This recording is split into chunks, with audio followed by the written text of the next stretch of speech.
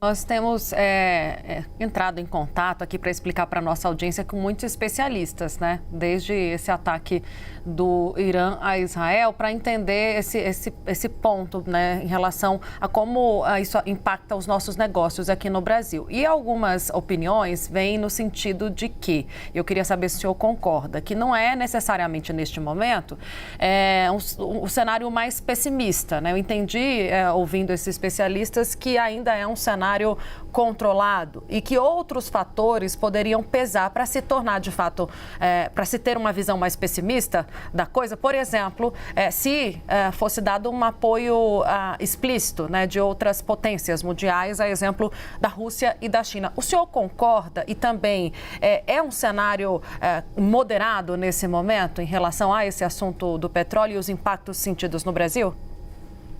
O mercado de petróleo é um mercado muito sofisticado e ele, ao longo dos anos, né, não é a primeira vez que acontece algum cataclisma geopolítico, um conflito que afeta o preço do barril de petróleo. Então, a indústria é uma indústria muito protegida. O que eu quero dizer isso? Primeiro, vários países têm reservas estratégicas. O próprio Estados Unidos se calcula, se estima, não são informações públicas, mas que pode ter entre 700 e 1 bilhão de barris de petróleo armazenados. A mesma coisa acontece com a China, com a Índia, que são grandes importadores de petróleo, e todos esses países se protegem de alguma maneira com uma quantidade de reservas estratégicas. Então, quando acontece um problema desses, de um cataclisma geopolítico, uma guerra, um conflito numa região produtora, evidentemente que esses países vão usar essas reservas estratégicas para tentar compensar. É por isso que eu disse que vai depender muito do tempo que esse conflito, se ele continuará generalizado, né? Se